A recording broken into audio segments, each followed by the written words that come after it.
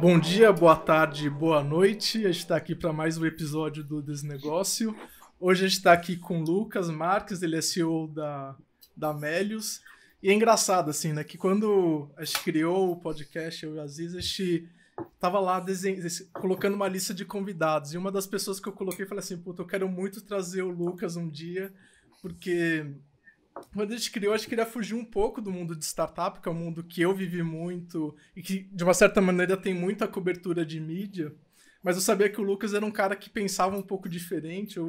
Ele acabou de escrever um livro muito legal. Para quem estiver vendo no YouTube, aqui, ó, o livrinho tá aqui, ó, bem legal. Fiz sinal que o livro é bom, que ele tá todo maçarocado, pintado. Então o livro é bem legal, recomendo para quem... Isso é bom sinal mesmo, viu? É, assim, é muito legal, porque muitas das coisas que a gente aprendeu ali na jornada, que eu aprendi na jornada do iFood, estão aqui. Então quer dizer que as dores são muito parecidas, assim, é muito bacana ver que as coisas têm similaridade, assim. E é engraçado que a gente chama da mesma safra, né, de startups, ali nas startups de 2011, 2012, e a gente pegou o mato bem alto, né? Tudo era mato, assim. Agora, que isso era a floresta amazônica. Mato é da sacanagem. E as coisas melhoraram muito, assim, pro ecossistema de uma maneira geral. E aí eu queria te apresentar também o Aziz. O Aziz é o nosso co-host aqui no podcast. E aí, Aziz, como estão as coisas aí, antes de passar a palavra aí pro Lucas? Fala, gente, tudo bem? Você que está ouvindo, Lucas, prazerzão conhecer você agora. Quero conhecer oficialmente depois do nosso papo, pelo menos um pouco. A gente mete lenha no mundo das startups aqui, né, Davi? A gente tem questionado bastante, né, esse contexto. Gestor de projeto que acha que está empreendendo, gente que sai do mundo corporativo, vem de empresa e volta a ser executivo. Não dá para entender meio o que acontece nesse mundo encantado dos unicórnios, mas o Davi falou que existe luz no fim do túnel, ou seja, existem empreendedores raiz também no campo das empresas, startups, IPOs e tal. Então ele fez questão, achou que vai ser bem legal essa desconstrução um pouco. E essa fortalecida também que isso existe, né? Esses dois lugares, eles são muito presentes. Acho que você deve conhecer muito melhor. O Davi tem a perspectiva iFood, né? E acho que é muito legal trazer uma outra perspectiva. A gente sempre gosta de valorizar cada história empreendedora é uma, né? A gente pode até pegar gente da alimentação, sucessão do mercado, sei lá, de produtores rurais. E, velho, são histórias únicas. E a gente tenta sempre trazer esse contexto de unicidade pautado na pessoa, tá, Lucas? Para você que escuta a gente também, a gente é zero podcast. Vamos falar de negócios. Qual o número qual o valor de mercado? Não, a gente tem um lugar de trazer a realidade como ela é.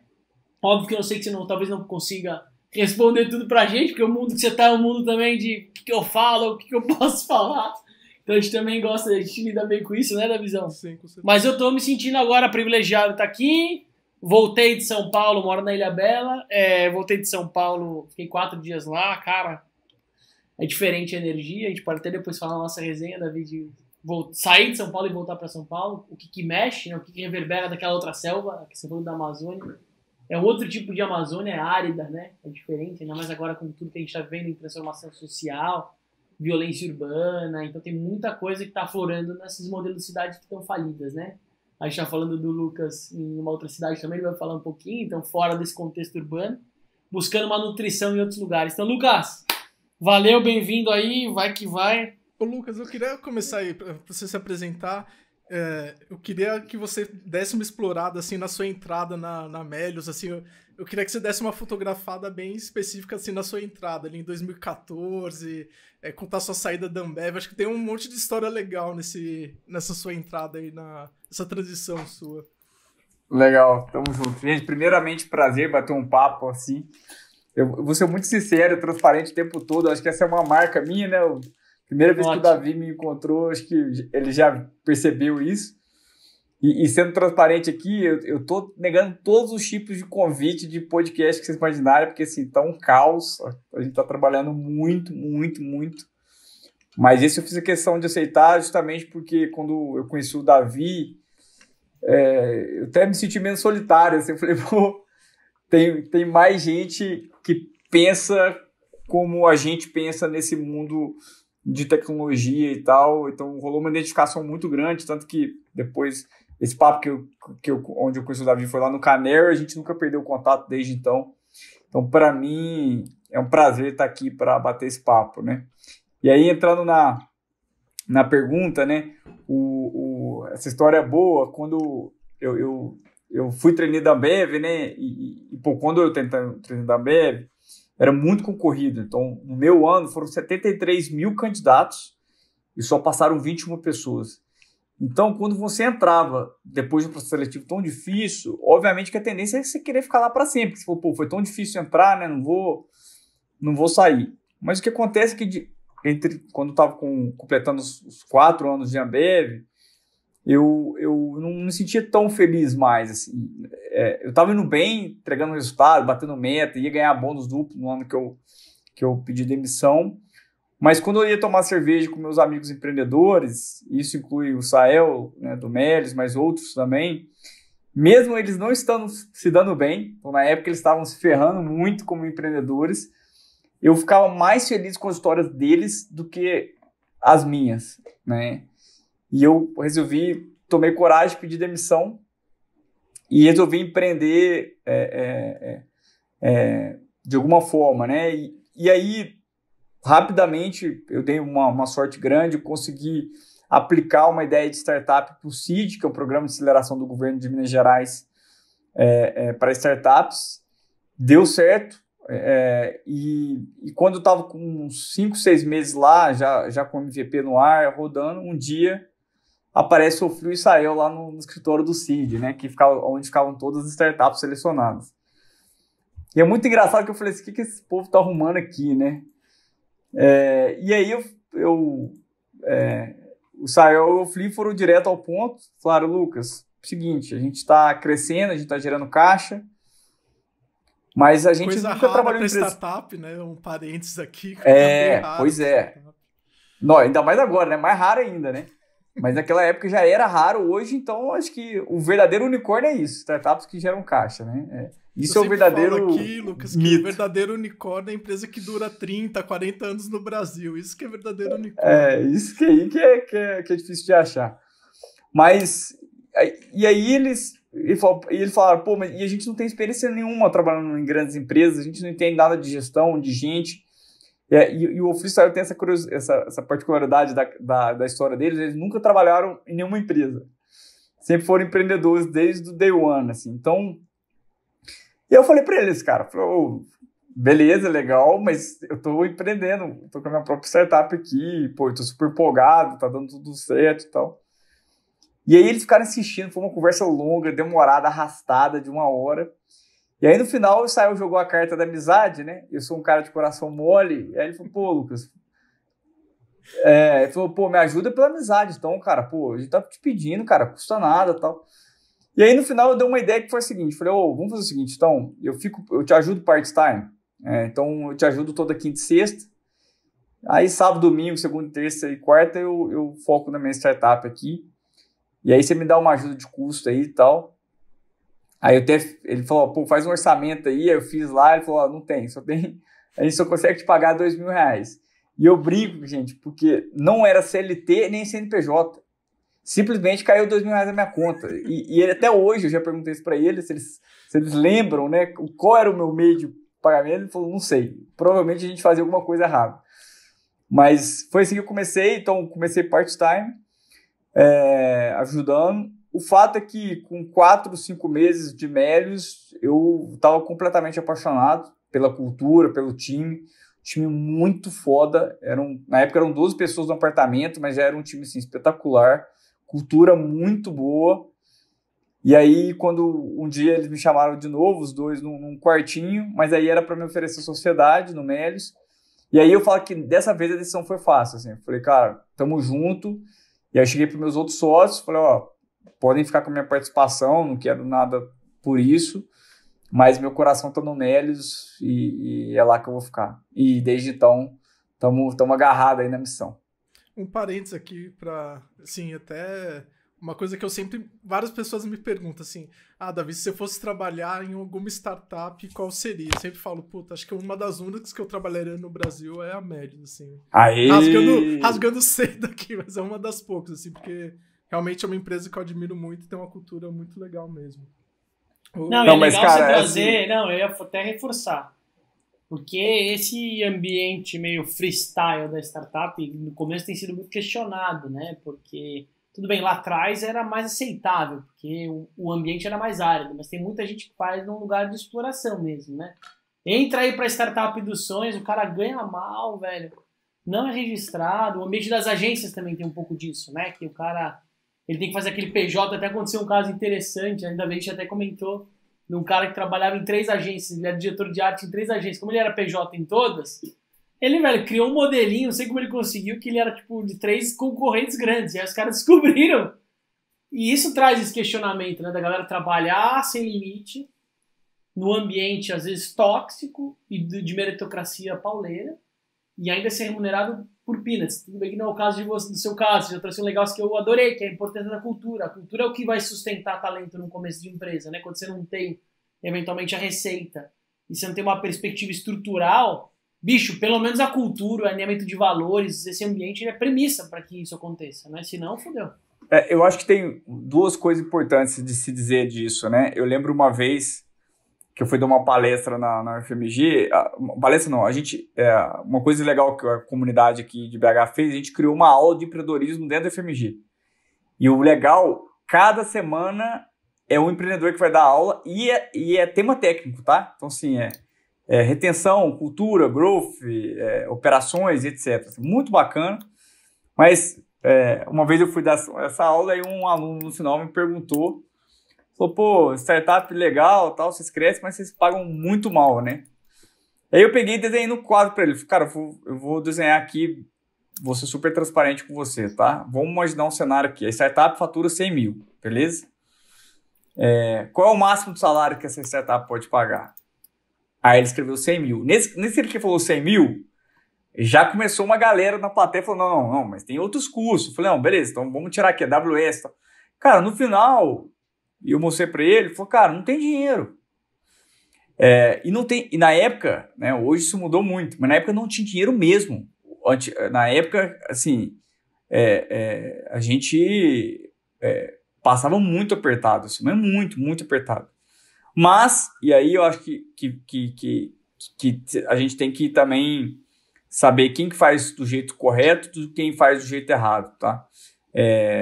Vamos pegar o próprio caso do Facebook também, que é muito parecido com o nosso.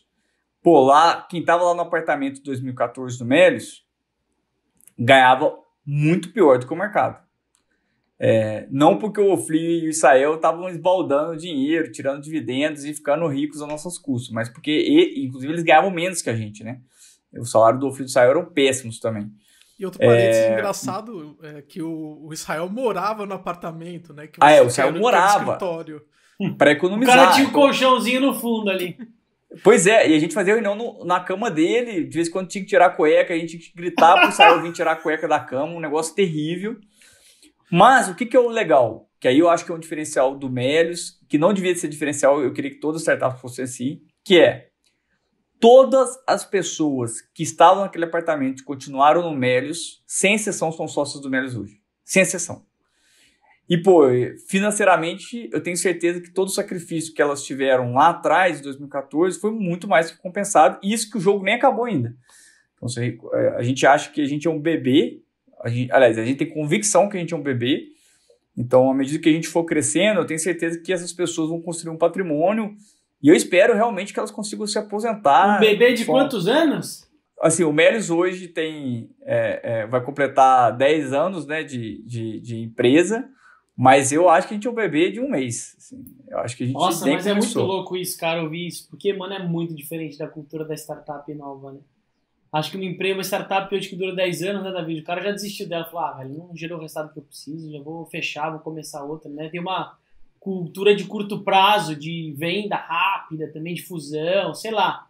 Eu vejo você falar 10 anos com uma cultura ainda de tem muito pra gente fazer, é muito legal ouvir isso, sabe? Eu vejo um baita valor nisso, tem a ver com o que o Davi falou, né? E é muito doido isso mesmo, porque a gente tem um trabalho, e eu sinto isso como quase uma missão, assim, de mudar um pouco essa visão de curto prazo. Cara, quantas vezes eu já fui em encontro de empreendedores que assim, a pauta era exit. Isso. E eu falava assim, mano, que porra é essa, cara? Assim, por qual motivo? Tipo, beleza, não tô dizendo que às vezes o exit faz muito sentido, mas isso não deveria ser uma pauta, não devia ser um fim, ninguém devia começar um negócio pensando no fim. Sei lá, pra gente, cara, assim, Melius, isso parece papo de maluco. Essa é a verdade. A gente acha esquisitaço. Mas eu não sei se é papo de maluco, não, né? Eu não sei se é papo de maluco, não. Tem um parênteses, assim, que uma das coisas que eu sempre pergunto pros empreendedores quando eu vou fazer um investimento anjo é se eles pensam em vender a empresa. Então, se eles pensam em vender a empresa, geralmente eu não invisto, assim. Isso pra mim é um filtro, assim. E, cara, 90% das pessoas falam assim, eu quero vender. E aí eu já não invisto. Eu já falo, puta, tá fora, assim. É um filtro meio radical, mas é um filtro que eu uso, assim, pra investir. Tem um lugar que empresas foram feitas para ser compradas e não para serem vendidas, né? Tipo, essa perspectiva é ao contrário. E pra mim isso muda muito. Isso é um pouco, Lucas, da cultura do executivo que quer empreender, né? Ele tem esse mindset de construir o business pautado numa planilha, pautado numa estrutura de focar num resultado mais tangível, que é o que o mundo da corporação ensina para as pessoas. Tem o mérito, né? Mas isso às vezes não funciona sempre. Quando a gente fez trabalho com a Zissu, que é uma empresa que hoje, puta, é o meu xodozão, uma empresa que eu tive um super aprendizado de ajudar a posicionar e modelar, isso foi o principal detox inicial com os sócios. Eles tinham focado o business para focar numa venda. Mas isso pra mim muda tudo, tá? Por isso que eu falei que não é exceção. Pra mim, quando você você constrói um business para vender, toda a sua tomada de decisão vai ser pautada em cortar custo, otimizar isso. Você sempre vai estar muito preocupado e você vai perder a oportunidade das coisas incríveis acontecerem. Porque eu não sei um pouquinho como que é a perspectiva de vocês, mas as coisas que geraram mais resultados foram as menos planejadas. Normalmente é isso, né? A gente tem escutado muita gente, né, Davi? Tipo, que o cara, às vezes, o mundo ensina ali, aí ele olha ali, ele testa ali, experimenta, opa ali, ele descobre uma coisa que, na planilha ele nem ia conseguir justificar aquilo. Eu queria que você falasse um pouco mais, dentro dessa perspectiva de fazer um negócio sem ter um foco em exit, na saída, né, no fechar ou vender a sua parte, ganhar muito dinheiro, né, com essa visão distorcida, às vezes. Mas o que você sentiu que isso mudou em alguns? Você tem alguma etapa, algum momento específico que você lembra que alguma coisa aconteceu com vocês que, putz, ainda bem que vocês pensavam nessa visão de longo prazo, e que foi fundamental para vocês estarem construindo o que vocês estão? Você sabe algum exemplo tangível? Não, para mim o mais tangível do mundo é quando você se depara com uma oportunidade de vender a empresa, né? Isso aconteceu a primeira vez, aconteceu em 2015. O nosso concorrente internacional, né, fez uma oferta na verdade, até dando um passo atrás, a gente já gerava caixa, a gente crescia de forma absurda. Cultura forte, time muito forte, a gente foi para o mercado capital investimento e tomamos 60 nãos, tá? 60 fundos brasileiros deram não para o Melius em 2015, mesmo a gente gerando caixa e crescendo rápido, tá? E 2015 o mercado já estava bem mais adiantado, né? Já estava mais adiantado. Não era um mato de 2011 ali, né? Era uma horta já, né? Eu acho que já ainda era mato, assim, mas era um mato bem menor, não era a floresta amazônica. Capinado, não, era um mato capinado ali, mas era mato. Mas assim, e aí, diante disso, bem nessa época a gente recebeu uma proposta de venda. Então, imagina a situação, tá? É a mesma coisa você tomar toco numa balada de todas as mulheres da balada, e não que você tá saindo, uma mulher muito bonita te oferece fazer uma proposta. Você tá com a autoestima lá embaixo, então você está muito mais suscetível a aceitar. E eu lembro que eu fui almoçar com o Israel, a gente tinha um restaurante perto do Melius, o Israel estava muito... Aquilo impactou muito nele, assim. E eu fiz assim... Mas ela queria namorar ou queria casar? Não, eu queria comprar o Melius, era uma queria proposta acabar, de compra. Queria colocar vocês executivos deles. Exatamente. E aí eu cheguei pro Israel e perguntei, Israel, vamos pensar um cenário aqui, a gente vendeu. Então a gente vai para Maldivas, passa um ano na Maldivas, aí a gente volta. O que você vai querer fazer da vida? Ele vai querer comprar o Melius de volta. Eu falei, então, você já tem a resposta, né, meu cara? Tipo, que legal. Não vamos vender essa caceta. Então, para mim, e aí respondendo, eu acho que uma parte muito importante da gente querer fazer essa trajetória de tão longo prazo é se divertir ao longo do processo. A gente gosta do que a gente está fazendo, assim, gosta muito. Você é feliz todo dia? Não, e tá lá no livro. A gente fez um livro sobre isso, um livro só para contar os dias ruins. Tem dia péssimo, cara. Tem dia só que dá tomar as vontade de pingas morrer. que toma, né? Então, só contar os tombos, né? Não as pingas. Pois é. Mas o fato, cara, que a gente sente que estando lá na jornada, a gente continua aprendendo, a gente continua realizando nossos sonhos, tanto pessoais quanto profissionais. A gente continua contribuindo, criando emprego e ajudando os jovens a se desenvolver aqui dentro com a gente, ajudando nossos usuários e agora cada vez mais. Então, assim, a gente tá curtindo a jornada, assim. Inclusive, essa pergunta foi muito feita no IPO, se a gente pensava em vender o Melios algum dia. E a resposta do Sael foi sempre para mim, cara, a gente tá curtindo muito a jornada. Assim. Se algum dia aparecer algum player que a gente achar que juntos a gente vai conseguir curtir ainda mais e vai conseguir realizar ainda mais sonhos, pode ser que a gente pense assim, mas não tô gastando um segundo do meu tempo pensando nisso, assim. Então, e a gente continua com a mesma cabeça, né? Lucas, desde então. Lucas, mudando um pouco de assunto, assim, eu até falei assim que para mim tem um padrão assim do startupeiro Nutella, assim, que é o cara que tá em São Paulo, que trabalhou em investment banking, ex-consultor McKinsey, fez MBA fora, aí ele quer levantar levantar uma rodada com um venture capital de primeira linha, né? O Canary, o Monax, o Valor, Kazek, ou preferencialmente algum de fora, vai pro YC Combinator. Para mim ele é o típico startupeiro Nutella, assim. Não, sem julgamento de valor, assim. É um estereótipo, assim. O único valor é que ele é Nutella. O único valor é que ele é Nutella. E, assim, vocês têm uma jornada bem diferente, assim. É uma empresa de BH, que tem escritório em Manaus, assim. Eu queria que você explorasse um pouco, assim, quais são as vantagens, assim, de ter saído, assim, não ter seguido essa trajetória tradicional que hoje o pessoal tem seguido, assim, né? Pois é, cara, tem uma que eu acho, assim, absurda a vantagem. Absurda. Eu vou até voltar, vou contar uma história pessoal antes, que eu acho que fala muito de como que às vezes coisas que parecem ruins, na verdade, são muito boas. A minha mãe, uma das coisas que ela deixa ela muito triste é porque quando eu era mais novo, a minha família é muito simples, não tinha muito dinheiro, e quando eu saí da natação, eu sempre queria comer sanduíche. E a minha mãe não me dava sanduíche, porque ela não tinha dinheiro. Mas ela falava que se ela tivesse, ela teria dado. Eu falo, mãe, graças a Deus, até as coisas ruins que aconteceram na nossa vida, que foi a ausência de dinheiro, vários momentos da minha vida, fizeram eu ter um caráter melhor, porque desde cedo eu entendi que, cara, nem tudo que você quer você vai ter. Então, dito isso da história pessoal, vamos para a história do Melios, né? As restrições orçamentárias que a gente teve ao longo da nossa história foram fundamentais para o Melios que a gente tem hoje. E aí vou falar de dois exemplos que para mim é onde eu mais vejo as startups que estão aborrotadas de dinheiro hoje errando e que a gente não errou, porque a gente não tinha opção de errar. Uma, CAC, aquisição de usuários. Então, no Melios, ou a gente aprendia a fazer a aquisição do usuário com muita eficiência, com muita qualidade, com muita inteligência e com muita criatividade, ou a gente quebrava. Porque não tinha dinheiro para fazer merda, para gastar para ficar distribuindo dinheiro a rodo aí.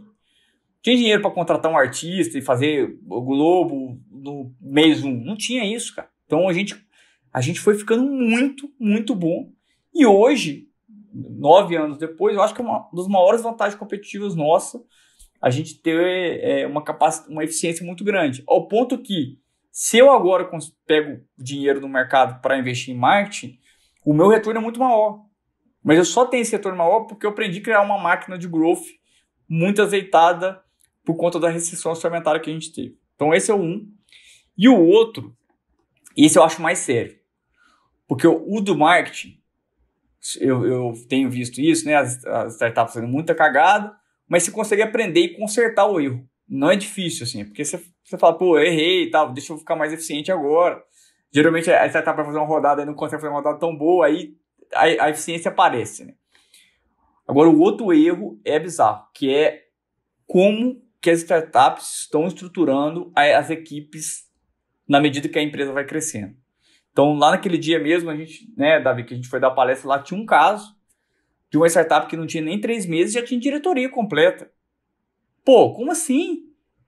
Já tinha diretor, gerente e operação. Que isso, cara?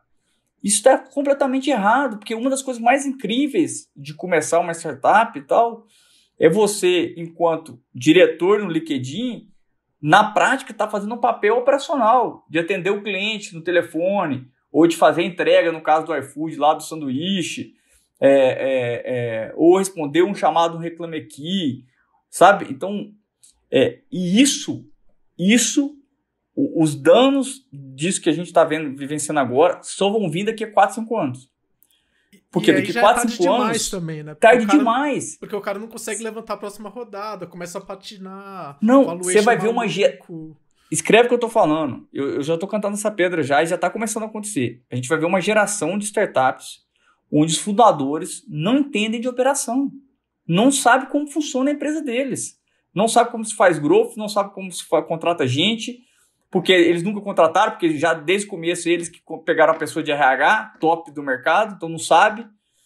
Então, sim, e aí os problemas vão começar a aparecer. Então, eu acho que esse foi a maior sorte que o Melius deu, que, ao ter restrições, cara, a gente, por muito tempo, a gente que fazia construir as coisas com as nossas próprias mãos, né? Ao ponto que a gente foi contratando as pessoas na medida realmente que a gente foi ter nossas condições financeiras e a necessidade, de fato, de ter um gerente, de fato, de ter um diretor e por aí vai, né? Então, eu considero isso, assim, os 2 principais pontos positivos de ter começado fora desse boom que a gente está tendo. Acho que eu queria fazer um recorte aqui, Lucas, que eu acho que é bem interessante, porque geralmente quem quer empreender, geralmente tem um monte de restrições, né? É super difícil, porque não tem acesso a esse mundo da Faria Lima, dos fundos. Eu só acho que as pessoas não entendem o quão fechado é esse mundo. Assim, é um universo muito restrito, assim, é um universo de, sei lá, 1% da população tem acesso a isso. E as pessoas ficam meio que vangloriando esse mundo, assim, esse mundo da Faria Lima, e não entende que se o cara construir essa jornada mais difícil, vai criar uma musculatura para a empresa que, eventualmente, o cara que teve o caminho mais fácil de levantar várias rodadas, ele não acaba passando, né? Então, acho que é um recorte legal para o ouvinte, para ele não vangloriar as rodadas, assim. O cara... eu acho engraçado o negócio de vangloriar a rodada, porque fica parecendo... você dá parabéns pro cara que comprou ovo para fazer um bolo, sabe? Então, você vai lá, que legal, você comprou ovo, você tá pra fazer sua receita, tá? Não, o cara que ganhou o dinheiro para comprar o ovo. Exatamente, ganhou dinheiro pra comprar o ovo. Aí você dá parabéns pro cara, né? Puta coisa maluca, assim. Cara, assim, se eu pudesse, mas óbvio que não está na minha ossada isso, eu juntaria todos os jornalistas do Brasil e falaria, parem de publicar. Rodada, para de publicar sobre rodada, assim. Primeira, vamos, parar de falar. Beleza. Vamos imaginar uma startup X fez uma rodada, adquiriu uma outra empresa, contratou 100 programadores, lançou um projeto novo. É isso, vamos noticiar isso. Vamos focar no que importa, que é como as empresas estão usando esse dinheiro de maneira inteligente ou não. Meu sonho era isso, mas, cara, o jornalismo também funciona com base no que tem mais clique, e as pessoas têm um encantamento, e a gente fala disso no livro, que a gente também já passou por esse encantamento, a gente chama de canto da sereia no livro, né? De você ver e querer clicar e querer ler. Só que isso gera um efeito perverso, porque as matérias que saem é sobre captação, aí os empreendedores começam a ter isso quase como uma meta. O que eu já ouvi de empreendedor dizendo, minha meta é ser um unicórnio, não tá escrito, cara. Assim, é muito louco, assim. Eu realmente acho que a gente tá passando por um momento muito ruim nesse setor, mas eu sou chato, assim, eu acho que dá pra gente evangelizar e ver se a gente consegue salvar pelo menos alguns desses empreendedores, porque como tem vários deles que são maravilhosos, né, que só estão sabe? Eles só estão no ambiente errado, né? Eu ia somar com a sua fala, acho que de duas coisas que vale a pena serem ressaltadas. A primeira que você falou cara, se o bicho é bom, não venda sua caceta, né? Eu gostei da sua fala, tipo, é isso, velho. Se tá fluindo, você vê perspectiva antes de vender, acredita mais nela. Fala que empreender é como ter filho, não dá pra você terceirizar ou tocar de final de semana ou não ter um envolvimento emocional e passional, né? A gente vê o resultado das empresas familiares, por mais que tenham vários desafios, o que faz eles virarem esses grandes unicórnios em termos de tempo, longevidade de empresa, é o amor que eles colocam ali. E óbvio, como todo amor, né, não tem muito glamour, você vai ter conflito, né? Não sei se puder também trazer um pouco dos desafios sociedade em termos de divergência de opinião, a gente fala muito pouco disso, né? As sociedades antigas do financeiro olha pro financeiro, o cara de marketing, não existe mais isso, cara. Todo mundo tem que olhar. O cara, para tomar a melhor decisão financeira de um business novo, de um negócio novo, ele precisa entender o negócio como um todo para diferenciar o que é custo, o que é investimento. Senão atrofia a empresa e virou uma uva passa. Mas eu queria que você reforçasse, um outro ponto também que vale a pena reforçar da sua fala, é o começar algo sem um investimento prévio, né? Tipo, sem um investidor por trás. Vamos começar, vamos experimentar, vamos aprender, vamos errar pra cacete, vamos comer pão com ovo e com miojo, mas depois a gente ter mais clareza de como vem e de que forma vem. Eu queria que você puxasse também esse gatilho. São duas coisas que eu queria que você falasse, que eu acho que são super importantes. Do que é o confronto versus o que são as divergências, o conflito propositivo, né? A gente fala, tem um termo que a Dea usa aqui muito, que é o confronto amoroso, que é quando você tem, de fato, uma situação de conflito interno, uma visão diferente. E não é uma questão de, uma mais forte ou mais fraca, conhece mais ou menos. A, B, pra você chegar no C demora um pouco mais do que só um zigue-zague. Então eu queria que você falasse um pouco de como vocês lidaram com situações societárias no momento de ápice, de bacana, porque também não é fácil, quando entra dinheiro, e nos momentos de escassez da empresa. E eu queria também que você falasse de como foi, porque a Melius foi isso, né? O começo delas me dá uma refrescada. Não teve investimento inicial, ela já teve como a fase inicial dela, como que foi em termos de tinha um sócio investidor já envolvido no jogo ou não?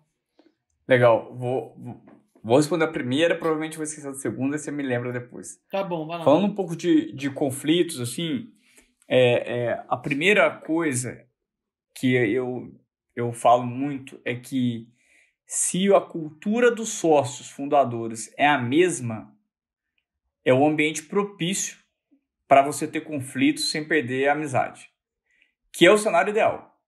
Para mim, uma startup que, sei lá, todo mundo concorda sempre, que não tem conflitos, é uma startup fadada a morrer, assim. Provavelmente escolheram os sócios errados, porque colocaram todo mundo com visão igual, não tem divergência, não tem produção, assim. Mas os valores têm que ser iguais. Então, assim, e aí eu acho que é onde o maior erro, o conflito, ele tem que acontecer. Por exemplo, vamos pegar um valor do Melius. No Melius a gente acredita que nada é impossível.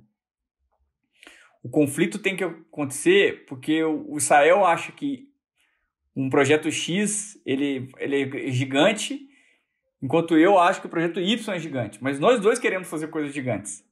Então, o valor a gente concorda. A gente vai discordar do projeto X ou Y. E é isso normal. O que não dá, e eu já te passei por isso na minha outra startup, eu tô sonhando gigante, eu quero construir um negócio gigante, e tem um outro sócio que é super conservador, ele tem um valor ali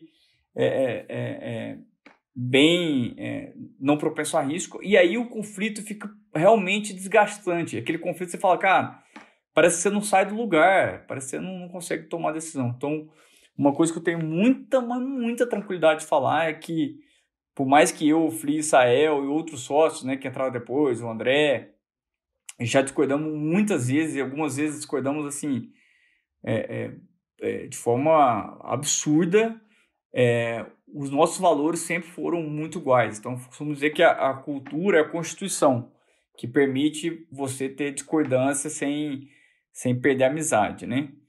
Então, o primeiro ponto é isso. O segundo ponto, que é um erro que eu vejo algumas startups cometendo, eu não sei se o Davi já passou por isso, pode até comentar também, que é o seguinte, começa a startup e não define quem que é o CEO, o CFO, os papéis, não define. A startup são os 3 fundadores. O que isso começa a gerar? começa a gerar um negócio que eu acho terrível, que é as decisões por consenso. Tudo começa a ser por consenso. E isso, cara, é você não confiar nas pessoas. Então, assim,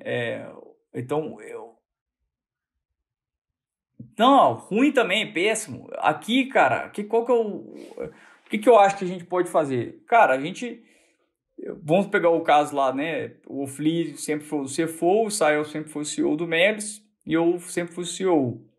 Pô, em momentos ali que eu tava tocando meu negócio e eu achava que era uma decisão muito grande, que impactava outras áreas e que eu tava tendo dificuldade para decidir sozinho, eu levava ali pro Ofli e pro Sael para pegar uma visão deles. Mas a decisão final continuava sendo minha. Tipo, porque no final é isso. E o Ofli é a mesma coisa. Então, essa foi uma coisa, e assim, o mérito disso é total do Ofli de Sael. Quando eu cheguei, o Melios já era assim. Não é comum isso acontecer em startups. Eu acho isso muito legal. Não só em startups, mas em empresas em geral, né? A gente tem muito claro quem que são o papel de cada um e qual que é o processo decisório, né? E para mim, pelo menos que mais funcionou no Melios, pode ser que não seja uma regra geral, cara, decisões grandes pode se levar para discussão, mas a decisão final é de quem vai ser responsável por executar aquilo, né? Então, se é uma decisão de operação, a decisão final é minha, vou escutar, obviamente, meus sócios, meus colegas ali, para tomar a decisão com base no que é o melhor para a empresa. Mas, dado que a responsabilidade, se der errado, é minha, eu deveria ser capaz de poder tomar a decisão também com base no que eu acho, né? Acho que tem uma coisa, Lucas, que é bem comum em startup, assim, é que isso é a típica conversa muito difícil de ter, né? De você falar assim, tá, quem que vai ser o CEO? Quem que vai ser o CEO? Sabe, quais são as responsabilidades de cada um? É uma responsabilidade muito chata, porque as pessoas estão muito fixadas no cargo ali. E aí começa a aparecer aquelas bizarrices, assim, nós somos co-CEO, né? Que porra que é co-CEO, sabe? Pra mim não existe co-CEO, assim. Alguém tem que ter a caneta para tomar as decisões difíceis e sabe, a empresa conseguir andar, senão fica umas loucuras, assim. Tá, mas... beleza, os co-CEOs não concordam. Quem que decide, sabe? Então é a típica decisão que ninguém quer tomar, assim, e ninguém quer ter... E isso também envolve remuneração também, muitas vezes, né? Puta, o CEO vai ganhar mais que o outro, que o CFO, né? O Israel vai ganhar mais que o Ofli. Puta, como que faz, né? E isso é outra coisa que as pessoas não entendem, né? Que é uma coisa é salário, outra coisa é participação societária, que são duas coisas totalmente diferentes, né? Eles podem ser sócios iguais e ter salários diferentes. E, aliás, isso é outra coisa que as pessoas também não gostam de discutir. Será que faz sentido os sócios serem todos iguais? Ser 50-50? Eles estão aportando a mesma coisa no negócio para ser igual? E são as discussões que ninguém quer ter. Sim. Ô, Davi, eu queria só puxar uma coisa, Lucas, antes de você complementar. Eu vejo um valor da história do co-CEO, mas não talvez no ambiente de uma empresa menor. Acho que eu vejo o desafio numa corporação, porque talvez essas siglas, para mim, elas não deveriam ser apropriadas para negócios que estão nascendo, porque a coisa é meio que assim, cada um vai ter um pozinho mágico, mas a coisa ela tem essa mistura. Eu acho que na corporação o mundo é muito solitário também. O cara que está em cima de uma pirâmide gigante, velho, ele sozinho não tem que estar sozinho, tem que ter pelo menos 4, 3 pessoas com ele para tomar a decisão. Eu vejo que tem um lugar de solidão na tomada de decisão e conecta com o que o Lucas falou também, que a história dele está muito longe da operação, ele não tem nem domínio do que ele nem sabe o que está rolando na empresa mais. Hoje que eu estou fazendo trabalho na SCAP, com executivões C-Class que estão, velho, totalmente fora da operação do mercado, os caras estão e não podem mostrar vulnerabilidade. Então, eu vejo que essas siglas talvez funcionem no ambiente corporativo, elas precisam ser repensadas para ter mais do que uma pessoa, mas no ambiente de startup, né, coisa do founder, as siglas, né, porra, mano, cada um tem um pozinho mágico, velho, e confia no brother aí, velho, na hora do vamos ver, tem esse exercício de liderança dinâmica, né. Outra também, às vezes, pode ter alguém que tá mais vulnerável, no momento de vida ali, meio frágil pra cacete, não tá firme pra tomar uma decisão. E, eventualmente, o outro vai vir e vai tomar junto, e vai puxar o bastão. Então, acho que tem uma dança que ela é mais complexa, porque tem alinhamento de cultura e não precisa virar zona também, né, Davi? Você sabe bem que não necessariamente isso é o meu ponto forte, essas coisas estruturantes. Mas eu vejo que esse lugar do co-CEO, das siglas, eles podem bagunçar o coreto totalmente num negócio que está numa fase mais inicial, né? Acho que tem uma coisa que as pessoas não entendem também, que na trajetória de uma empresa você vai ter momentos muito distintos de organização. Então, no comecinho ali, as responsabilidades têm que ser claras, mas não necessariamente os cargos são tão claros assim. E o Lucas, por exemplo, ele entrou na empresa um pouco mais para frente. Você pegou a empresa em 2014, 2015 ali. A empresa ela já tinha uma estruturinha ali. E, de uma certa maneira, é uma segunda fase, né? Que precisa ter um pouco mais de estrutura. E acredito que um dos papéis do Lucas muito foi de organizar, dar meta, que é muito o papel do CEO, assim, que era muito meu papel no iFood, né? Puta, vamos organizar o coreto aqui, vamos distribuir as metas, vamos organizar quem quer responsabilidade de quê. Então, acho que cada momento da empresa vai demandar estruturas e responsabilidades bem diferentes, né, Lucas? Não, fato. Eu acho, a única coisa que eu acho que não... que o que acontece é as pessoas adiarem essas trocas de pele, vamos dizer assim, né? Então, a cobra, ela precisa trocar de pele para continuar crescendo, né? Então, o que eu vejo é isso. Eu lembro de uma startup, me veio pedir ajuda sobre gestão, né? E eu falei, vamos lá. Aí eu falei, te ajudo e tal. Inclusive, foi um avião. Eu tava no avião, o cara sentou do meu lado, falou, pô, você que é muito bom em gestão, me dá uma ajuda aí. A gestão da empresa tá uma bosta. Eu falei, não, vamos lá, vamos pelo básico, né? Falou, todo mundo... Eu falei, a regra básica de gestão é todo mundo sabe para quem que responde e todo gestor, ele sabe quem que são seus liderados. Ele, não entendi, como assim? Eu falei, não, beleza, vamos começar aqui. O CEO, quem responde pro CEO? Pô, então, a gente não tá CEO ainda. Eu tava 3 para 4 anos na empresa, tá? Eu falei, pô, vamos começar arrumando o básico, então. A gente precisa, tipo... Você tem que definir o CEO e quem vai estar embaixo dele e cascateando isso até chegar na pessoa, no estagiário, né? E aí eu lembro que ele falou, pô... acho que eram umas 30 pessoas, eu estaria. E aí foi legal porque eles... Passou uma semana, ele me ligou e falou, definimos aqui e já tá dando um resultado positivo, né? Então, eu vejo esse adiamento dessas discussões, errando o time. A gente errou o time também, e não à toa por isso que a gente escreveu o livro, para ajudar a galera não cometer alguns erros de time, de estrutura. Mas eu vejo muita gente adiando discussões difíceis, né? Você pontuou várias aí, né? Eu acho que a mais difícil, inclusive, nem é essa de cargo, assim, cargo, salário, assim. Eu acho que é a de cap table, assim. A de cap table, essa é dura, assim. Já vi muita gente quebrando ou dando ruim por causa de cap table. Eu acho que, na minha opinião, se eu fosse elencar qual é o maior erro de empreendedores, é cap table. Ou o erro talvez mais grave. Conta mais para quem está ouvindo o que é o cap table, para ficar bem claro. Legal. O cap table, gente, nada mais é que como você distribui as ações da sua empresa, né? Então, vamos imaginar, o jeito mais tradicional é se você tem um sócio, cada um fica com metade da empresa.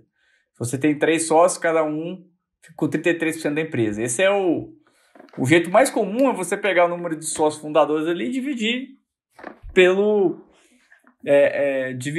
número, né? Então, você tem 100 ações, tem 4 sócios, dividir por 4, cada um tem 25%. Esse é o comum que mais acontece. Só que a grande verdade é que, com o passar do tempo, vai ficando muito claro que as entregas, o comprometimento e o desafio que cada sócio está tendo no processo da empresa é muito distinto. E aí não faz sentido manter uma participação igual. Então, vou dar um exemplo. O Sael. Pô, cara, eu tenho certeza, convicção absoluta que o Sael tem que ser a pessoa com maior participação no Melios.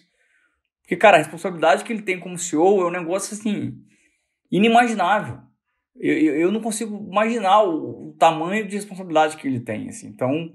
óbvio que ele tem que ter mais participação, assim. Então, e isso é muito difícil, porque para o Sael ter mais participação, alguém tem que ceder, né? Então, e aí que começa a briga. Então, vamos imaginar uma sociedade que tem 3 sócios, cada com 33%.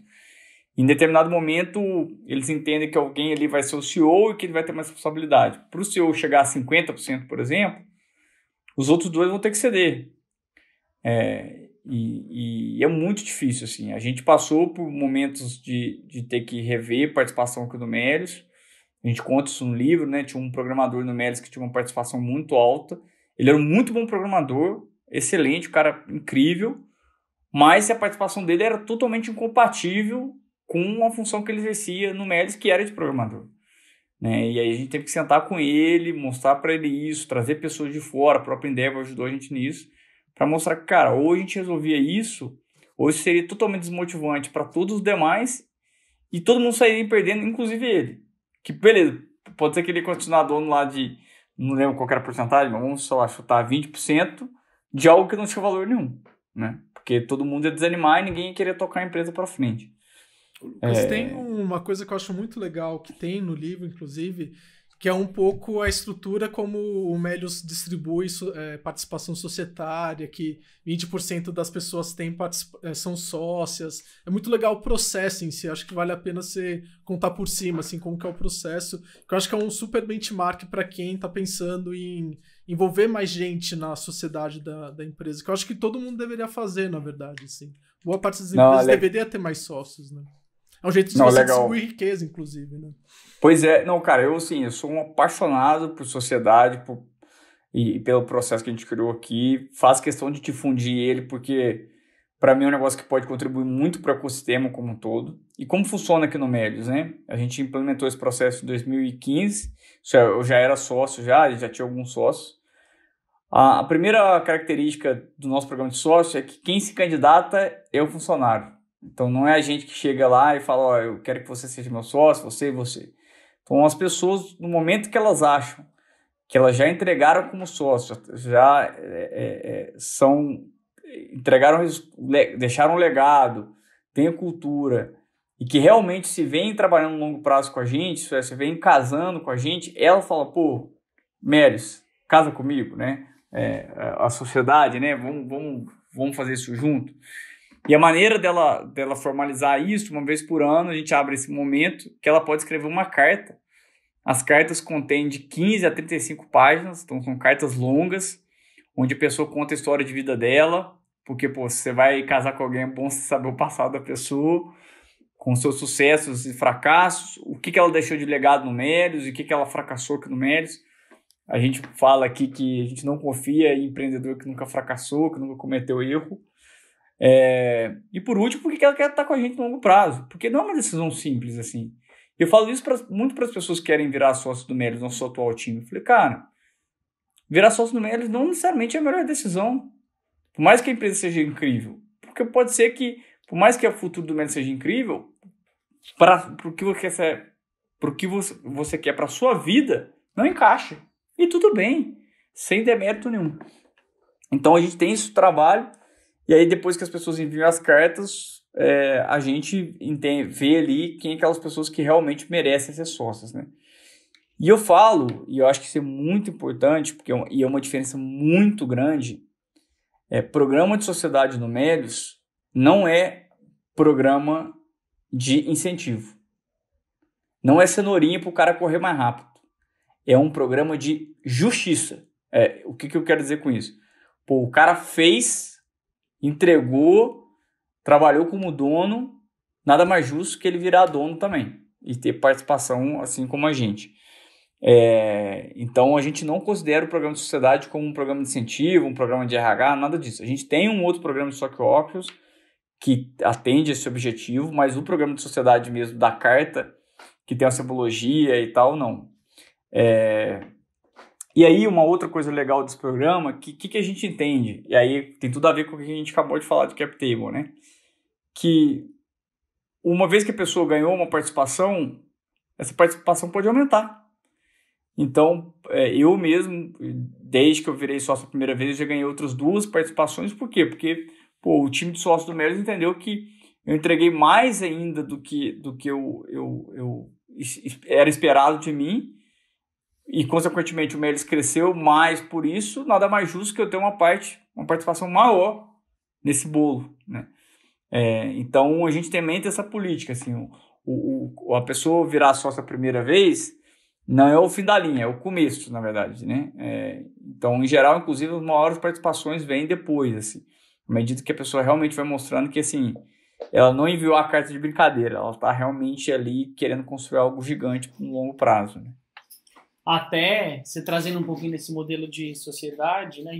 A gente até teve um papo com alguém, né, que falou um pouco disso como uma modalidade de retenção de talentos, né? Você dá uma sensação para o cara que ele é sócio, que na verdade ele é minoritário, ele trabalha que nem um camelo achando que conta para a família que e a participação às vezes dele é muito pequena, quando você quiser você compra ele, tira ele do jogo, né? Então você vê isso muito sendo acontecendo em histórias de arquitetura, muito em lugares onde o ambiente humano é valorizado, a advocacia acontece muito isso, enfim, são modelos onde, cara, o cara cria um modelo quase pirâmide ali para convencer e pro cara no final achar que é dono, mas na verdade é um modelo PJ diferente, né? Então você trazendo essa perspectiva é muito legal para mostrar que não é em todos os casos isso. Quando você conecta isso com cultura, que você falou como justiça, né? Talvez a palavra do justiça, não sei se é a palavra que melhor, mas separar isso dos benefícios e de um plano de participação via técnico, né? Uma coisa, o cara que quer ir atrás, uma coisa por merecimento, uma coisa de anos de casa, de tempo de escola,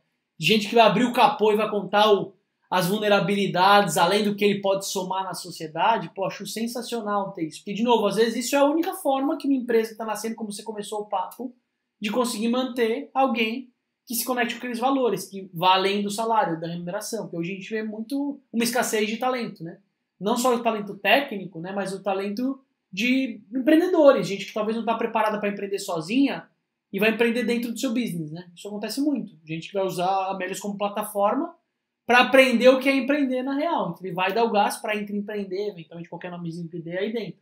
Mas eu gostei bastante disso. E a gente tem um outro modo de pensar que a gente chama de captura de valor. O que significa isso, tá? Até pegando um caso meu na Ambev. No meu último ano da Ambev, eu fiz um projeto mega grande lá, assim, um projeto, aliás, no penúltimo, um projeto muito top, muito bacana, que gerou um mega valor para a Ambev. E no final das contas, eu recebi um aumento salarial, um bônus ali, palminhas, e é isso. Assim, resumindo, eu capturei pouquíssimo do valor que eu havia criado, né? E eu falo que eu não quero que a gente cometa esse erro no Melius, porque se a gente cometer esse erro no Melius, o que acontece? A pessoa que vai estar aqui dentro, ela vai falar assim, ela é inteligente, ela vai falar assim, cara, eu vou empreender por conta própria, porque, então eu vou empreender por conta própria, porque, cara, fora eu vou conseguir criar um negócio e capturar mais valor do que eu vou capturar no Melius. Então, no Melius a gente tem uma preocupação muito grande de garantir que, assim, as pessoas consigam capturar o máximo de valor possível do projeto que elas vão fazer, obviamente, dado os benefícios que ela teve por estar dentro da estrutura, né? Então, se ela fosse começar por conta própria, o dinheiro teria que vir tudo dela, o know-how, etc. Tal. Então, ela não consegue capturar 100% como se ela fosse própria, mas ela também sai na frente, né? Então, dito isso, a gente está para trazer uma pessoa para o Melius aqui e ela vai tocar um projeto que eu, na minha visão, tem potencial para ser maior do que o Melius atual. Assim, um negócio gigante. E eu dei essa tranquilidade para ela. Falei, cara, não é porque você está chegando agora, isso é 10 anos depois da empresa ser criada, que você não vai conseguir capturar o valor do que você vai criar. Cara, se você criar um negócio de 100 bi, eu vou dar o quê? 100 mil reais para a pessoa? Tá errado. Óbvio que tá errado. Então, óbvio que ela deveria receber uma parte muito maior desse valor que ela vai criar. Então, isso quando você olha para o cap table do Melius, isso está muito visível. Então, você vê o André, por exemplo, o André entrou no Melius em 2017. Então, teoricamente, ele entrou depois de vários outros sócios. Se fosse pela tempocracia, ele deveria ter uma participação menor. Só que o André foi simplesmente um dos maiores responsáveis, primeiro, para a gente tornar uma empresa muito mais organizada em termos de número de análise. Segundo, foi o cara responsável por ter liderado o time que estudou internacionalização, e hoje a gente está em 44 países, tem dedo do André. E o principal foi o cara que colocou a gente no setor de serviços financeiros, que hoje é um dos principais responsáveis pelo valor que o Melius tem. Pô, eu vou chegar pro André, não, você entrou em 2017. Bem feito que você não entrou em 2014. Não, tá errado. Não importa, o cara entrou agora, mas gerou um Legal. mega valor. Vocês conseguiram chegar num consenso?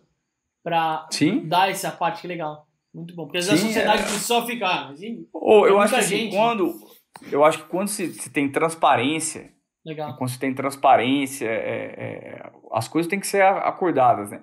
E assim, eu já vi erro das duas partes. Eu já vi erro de empresas... Vamos falar de empresas. Empresas não existem, né? Sempre são pessoas. Eu já vi erro de fundadores não sabendo valorizar corretamente o valor que os funcionários criaram para a organização, mas eu já vi erro de funcionário também. O cara acha que ele criou um mega valor, merece ser quase o CEO e, cara, tá longe disso.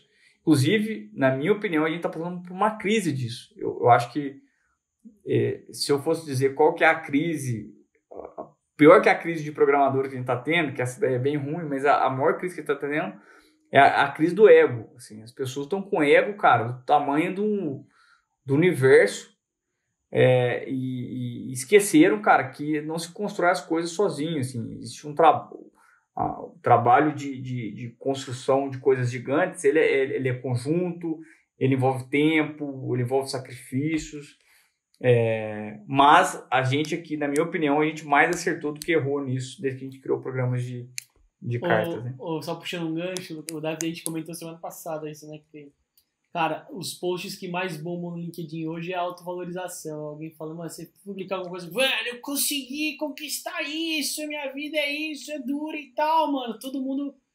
Então acho que tem um senso agora que todo mundo é o mito do herói, a jornada do cara que realiza. É tudo esse lugar ego, que eu acho que ele é importante em alguns aspectos também, tá, Lucas? Que ele é um senso de autovalorização, porque existe uma sabotagem também no extremo. Eu acho que, assim, eu nunca vou ser 100% contra eu acho que o ego é muito importante, como você mesmo falou. Acho que o ego te permite sair de zona de conforto, que é onde você está se dando mal, assim. Eu só acho que a gente passou essa linha, assim. Sim, passou... os caras brancos, com o braço cruzado, assim, velho, aquela cara de bad boys, né? Olhando assim, falando 50 milhões de captação e tal, sabe esse lugar do... Puta, velho, tá muito cansativo, né? Isso tá muito esse lugar. Aproveitar aqui que a gente entrou num tema que eu acho legal, assim, que é a questão de meritocracia, assim. Hoje é um tema bem polêmico, assim. No iFood a gente falava muito de meritocracia. E agora que eu saí da empresa, eu vejo que não tinha muito meritocracia. Se tinha meritocracia do ponto de vista assim, puta, todo mundo que é igual ali, papapá, tem mérito. Mas como que você equaliza também, sabe? A pessoa que de repente não... Assim, existe meritocracia se o jogo e as regras são iguais, né?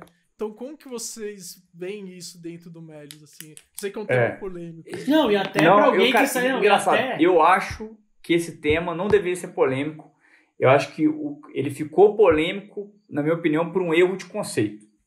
Então, eu vou começar falando qual é o conceito que eu acho correto de meritocracia. Meritocracia, para mim, é você entregar para as pessoas de acordo com o que ela conseguiu fazer com os recursos que lhe foram dados. Por que isso é importante? Vou pegar o caso da Ambev, que é uma empresa, na minha opinião... toda empresa falha em meritocracia porque o ser humano falha. É por isso, mas, na minha opinião, é uma empresa que é muito boa. Na Ambev, se você pega uma regional, tá? Que tá... O Brasil divide de vários regionais, né? Tá fodida. Isso que tipo... Cara, tá tendo seca, concorrente tá investindo pesado lá, e etc. A sua meta vai ser menor do que uma regional que tá tudo dando certo. Então, o que é isso, cara? Isso pra mim é meritocracia. Cara, olha, esse cara que tá passando por uma situação, que tá pegando um cenário muito mais difícil, eu vou esperar que ele entregue o mesmo tanto de um cara que tá tudo fácil? Eu costumo dizer que no Melios, eu conto a história dos corredores, é uma que eu escutei uma vez, que eu falo pra todo mundo, né? Que imagina dois corredores, um treinou sempre descalço, nunca teve técnico, nunca teve Gatorade, nunca teve assistência, nunca teve bosta nenhuma. E um outro corredor que treinou nos melhores centros olímpicos do mundo, o pai dele era atleta olímpico, Gatorade patrocinava o cara, os dois, beleza. Aí eles vão correr uma maratona. E aí esse corredor que teve toda assistência durante a vida inteira, chega com 30 segundos na frente do outro que nunca teve assistência nenhuma. Qual é o fato? Fato, ele ganhou a corrida. Isso aí não tem como mudar. É um fato. Mas ele é o melhor corredor? Não acho. Acho que se ambos tivessem recebido as mesmas condições, o outro cara teria ganhado a corrida, assim. Então, para mim, meritocracia necessariamente tem a ver com o contexto, assim. Porque senão não é mérito. Senão não tem mérito nenhum. Qual que é o mérito, velho, do cara passar em Harvard com tendo estudado a vida inteira os melhores colégios de São Paulo, tudo do bom, do melhor, o pai do cara, um dos maiores, como fala, doadores de Harvard. Cara, tem mérito, velho. Não tem, esquece. Tem o mesmo, é pouco. Agora, uma pessoa que vem de uma condição social muito difícil e etc e tal, e consegue passar em Harvard, isso é animal. E a gente leva isso muito a sério aqui no Melius. Inclusive em processo seletivo. A gente balanceia muito como a gente vai valorizar cada coisa de acordo com o contexto que é dado. E a mesma coisa na hora do time. Então, vou contar um exemplo bem bacana aqui. Tavares, que hoje é o quem toca o dinheiro, né, como empresa do grupo. Antes disso, ele estava tocando um projeto, que foi o nosso projeto do Melius para o Mundo Físico, inclusive o primeiro capítulo do livro, você vai lembrar bem aí, Davi, que é um capítulo marcante. O projeto foi um fracasso total. Mas o Tavares, eu nunca vi alguém trabalhar e dar tanta raça e energia igual o Tavares deu naquele projeto. O cara passou o inferno e conseguiu resistir, e conseguiu ir do alto, do baixo e resolver os problemas. E ele foi promovido depois do projeto, mesmo projeto tendo sido um fracasso, assim. Por quê? Porque isso para mim é uma análise boa de mérito. Você olhar o contexto, em que situação que ele estava, qual foi a entrega dele, como que ele se comportou em relação àquilo que ele fez, e por aí vai, né? Então, a maneira como eu encaro o mérito, e na minha opinião devia ser um consenso isso, eu fico triste que né, virou polêmico, mas não devia ser polêmico, devia ser isso. Então, a primeira coisa é isso. A segunda esse processo ele envolve subjetividade. E a gente não pode descartar isso. Assim, no final, quem toma a decisão de quem for o melhor corredor é um outro ser humano. E seres humanos falham. Todo mundo erra. Eu falo, cara, não existe empresa perfeita porque a empresa compõe de gente erra. Então, assim, eu não acho que existe meritocracia perfeita e nunca vai existir, porque as pessoas erram e nem sempre, e aqui no Melius, todos os erros que provavelmente a gente já cometeu não foram propositais. E quando a gente percebe um erro no tempo, a gente conserta. O que eu tenho visto, mas aí um ponto legal, é que no tempo, geralmente, se você tem uma cultura boa e esses fundamentos de meritocracia, como eu falei, que se levam em conta o contexto, os erros são corrigidos. Alguém pode ser injustiçado no curto prazo, mas no longo prazo eu acho que os erros são corrigidos, tá? Pelo menos por enquanto eu tenho achado isso. Ô, Lucas, a gente já tá um pouco mais apertado de tempo, mas eu não queria deixar de passar 2 perguntas antes de a gente finalizar. Então, a primeira coisa, assim, é questão de ESG na Melius. É um tema que a gente tem discutido bastante aqui no podcast. A gente entrevistou o Fábio Alperovitch, que é um cara super respeitado dentro de ESG recentemente, que é o cara da Fama Investimentos. E a gente queria ouvir um pouco aí o que a Melius tem feito em termos de ESG. E a segunda pergunta, assim, o que mudou na Melius com o IPO? Assim, putz, legal. Vocês foram lá, tocaram um sino, assim, puta, o que mudou, assim, na empresa? Acho que essas são 2 perguntas legais pra gente ir pro finalzinho aí do papo. Beleza. Falando de ESG, para mim, a primeira coisa muito importante é que, assim, eu acho que as empresas, a primeira coisa que elas têm que fazer de ESG é fazer o básico. E o básico elas têm que fazer o que elas se propõem para os clientes dela. Então, eu acho absurdo um banco, uma empresa de telecomunicação me falar de ESG, sendo que os próprios clientes dela estão sendo maltratados. Então abre o aplicativo, vê uma cobrança no extrato que não foi acordado com o cliente. O cliente tenta ligar para resolver algum problema simples e não é bem entendido. Então, acho que o primeiro... Acho que falta uma letra no ESG que é C de client. customer, consumer, não sei. Mas assim, toda empresa, a única coisa que existe em comum entre toda empresa, né, sem exceção, é que todas têm cliente. Então, a primeira coisa que eu acho que todas as empresas deveriam se preocupar é fazer algo de bom para os seus clientes. É entregar o que elas estão se propondo para os clientes. Dito isso, eu acho que a gente vem construindo isso no Melios. Aí vem o segundo passo, que eu acho que é começar a olhar para dentro de casa. Que é, beleza, eu faço um negócio bom para os clientes, mas e meu time, que é quem está fazendo coisa boa para os clientes? Ele tá sendo bem atendido, né? Ele está tendo suas necessidades atendidas, ele está crescendo com a empresa. Então, é uma coisa que a gente se preocupa desde sempre e cada dia a gente vem melhor. Então, a gente tem ganhado os prêmios Great Place to Work.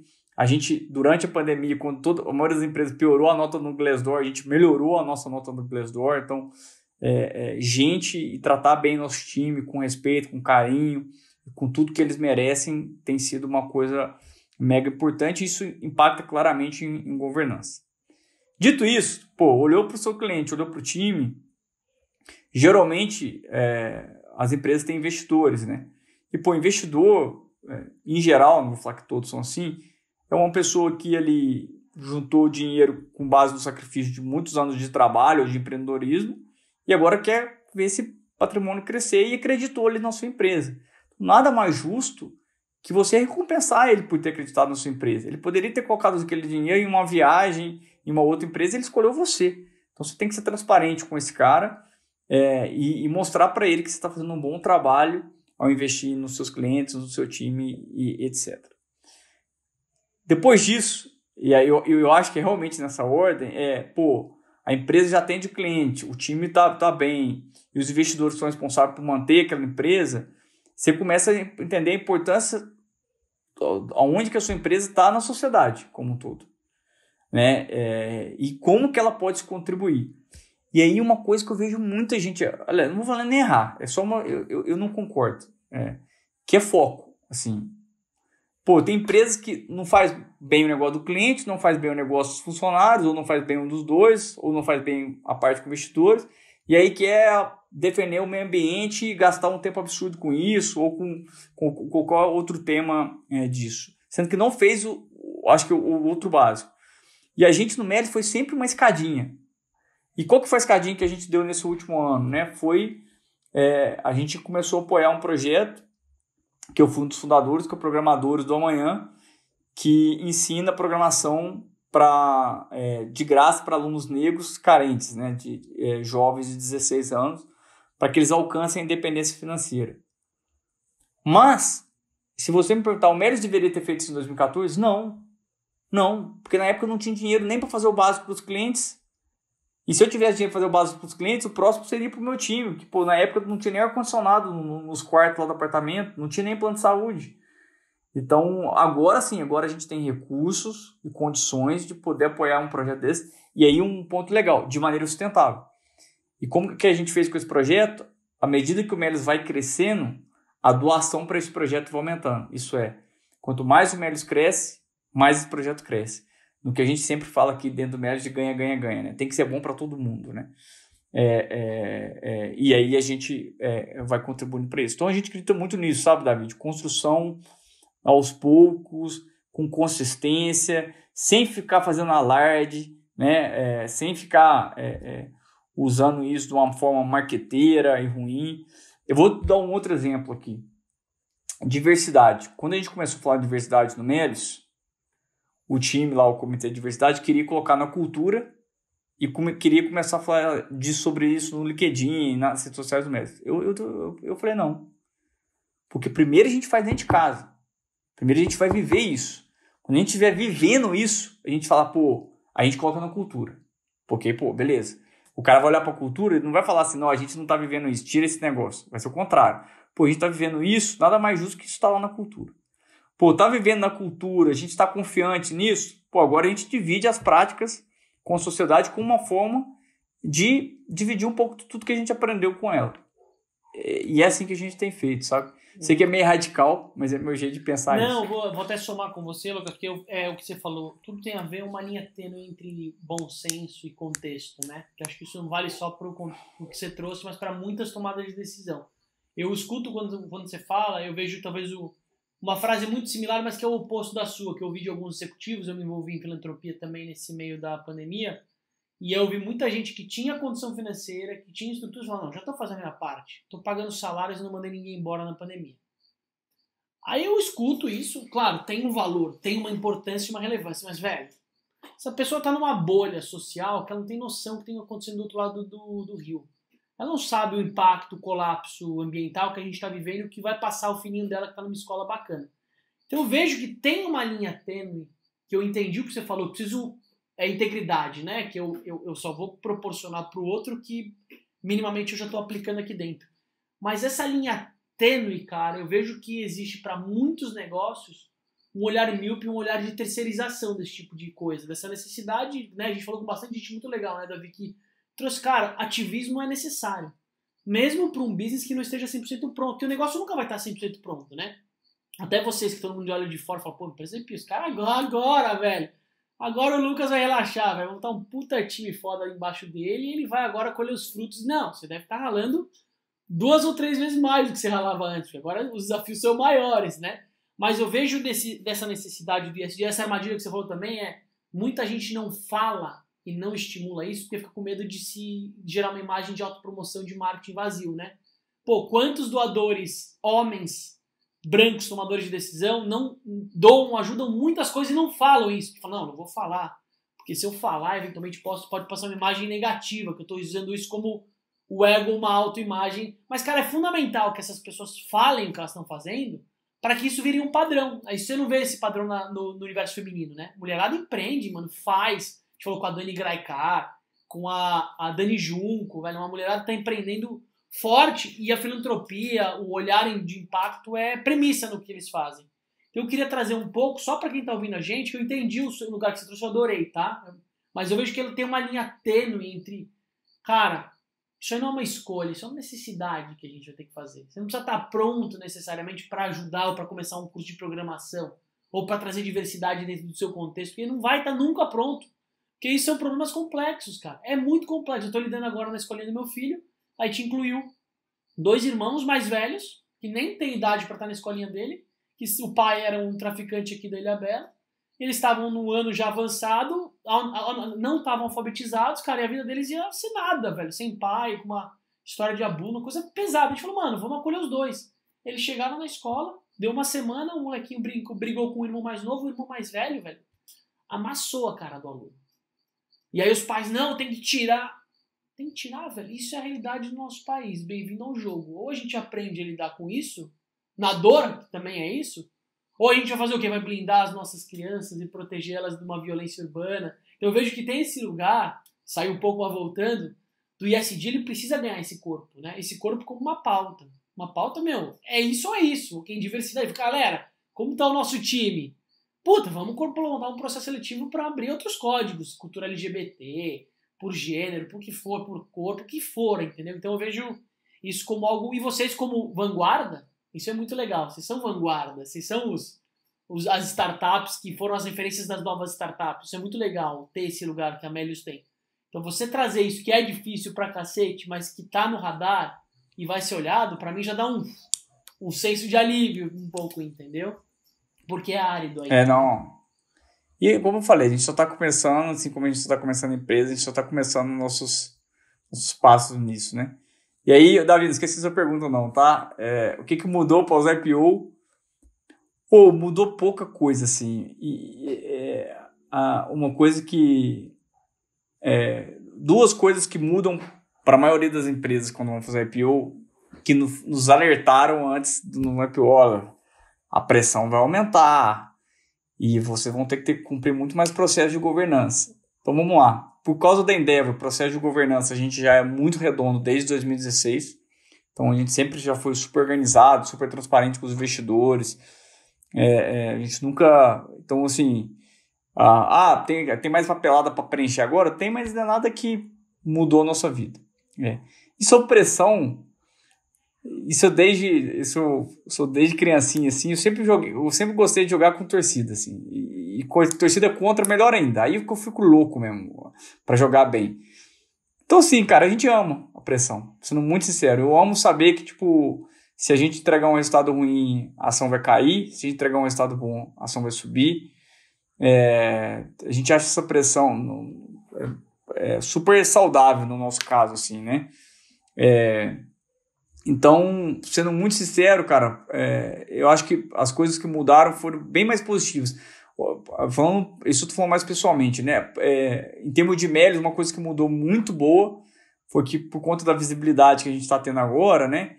A gente tá muito mais fácil trazer gente pro Melios. Então, antigamente, eu ia trazer alguma pessoa muito foda, eu tinha que vender muito Melios, tipo, muito. Canta sereia é bizarro, assim, nossa senhora, eu tinha que, sabe? Então essa era uma parte foda que tá muito mais fácil. Uma outra coisa que mudou, né? Falando de equity, né? Pô, antigamente eu chegava pro cara e falava que ele podia ser meu sócio, aí ele falava, beleza, você é sócio, vou ganhar o quê? Você vai ganhar X ações, mas quanto que se vale? Então, senta aqui, não sei. Tipo, é foda, né, velho? Você fica com a impressão que você tá mentindo, mas não é, porque você realmente não sabe o que aquilo vale. Eu nunca soube, cara. Agora não, agora isso é uma coisa legal. Quando você está aberto capital, você sabe, cara, olha, isso que você tem, que você vai ganhar por ser nosso sócio, vale tanto. Então, se algum dia, eventualmente, você queira sair e comprar um apartamento ou fazer isso, você vai ter dinheiro para isso, é o seu patrimônio. Então, essa é uma coisa que melhorou muito, assim, melhorou muito, muito mesmo, assim, facilita muito. Legal. Agora, a gente fazendo o fechamento aí, Lucas, a gente sempre faz um rápido ritual aqui de fazer um check-out, assim, falar quais foram as impressões, como que você tá saindo da conversa, assim. Eu vou puxar aqui a pauta.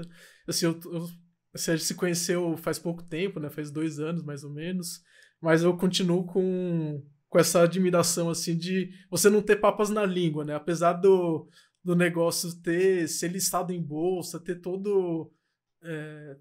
a repercussão de uma empresa que é listada em bolsa, você não perdeu essa transparência, e isso me inspira muito, assim, eu sempre tive um sonho, assim, quando eu tava no iFood, assim, eu acho que um dia o iFood vai abrir e capital, tal. Hoje em dia eu vejo que é meio bobo esse sonho, assim, eu acho que tem outras coisas muito mais legais do que abrir capital. Capital acho que só é uma consequência para você construir algo grande. Então acho que bater o papo com você caiu essa ficha de novo, assim, para mim. Acho que foi muito bacana ter você aqui com a gente. Muito obrigado aí, Lucas. Eu fico grato, Lucas, pela sua transparência de você posicionar o que você acha, o que você sente, né? Eu sinto essas duas coisas em ressonância, né? Existe um Lucas racional, mas existe um Lucas emocional, eles operam numa dança, assim, da hora. Então eu gosto desse lugar. Eu sinto forte o que reverbera a cultura com a cultura dos sócios, isso é muito legal. Então o que eu sinto como empresa de fora, eu vejo que existe esse DNA olhando para uma das pessoas, mas imagino conversar com os outros, né? Não sei quantos são hoje também, mas dá para sentir que existe uma cultura rolando, e isso para mim é uma coisa que eu valorizo cada vez mais. E eu saio desafiado, né, de como a gente acelera esse processo de olhar sistêmico, olhar para o impacto ambiental e social num ambiente de novos negócios, está muito preso às obrigações diárias, né? Então eu fico reflexivo sobre esse olhar, sabe? Que é uma força importante, não só vem das corporações do governo, né? São empresas médias e pequenas e eventualmente movimentam muita coisa, que pode vir muita transformação. Então eu saio reflexivo nesse último ponto, mas adorei nosso papo. Legal, pô, gostei muito também. E, Davi, sobre transparência, você vê os meus calls com os investidores, você vai ficar horrorizado, porque eu sou transparente com eles desse mesmo jeito aqui, cara, não mudei nada. Eu teve uma investidora que é muito bom, assim, a gente gosta muito dela, ela gosta muito da gente, e eu lembro que todos os calls, cara, ela só tava fazendo perguntas sobre coisas que eu achava que o Melios estava indo bem, sabe? Aí sabe quando ficou parecendo um papo de vendedor, né? Aí teve um dia, cara, que ela só fez perguntas em coisas que eu acho que a gente tá indo mal. E eu fiquei muito feliz. Falei, pô, Denise, que bom essas perguntas. Ela, por quê? Porque a gente tá muito mal nisso. Ela, como assim? Você acha isso bom? Eu falei, não, porque toda vez você faz perguntas sobre coisas que eu acho que o Melios tá bom, e eu sempre quero ter a oportunidade de falar de coisas que a gente tá mal e que a gente precisa melhorar. E eu falei para ela, pô, eu concordo que a gente tá ruim nisso, a gente precisa melhorar, eu tô indignado, estamos trabalhando nisso e tal.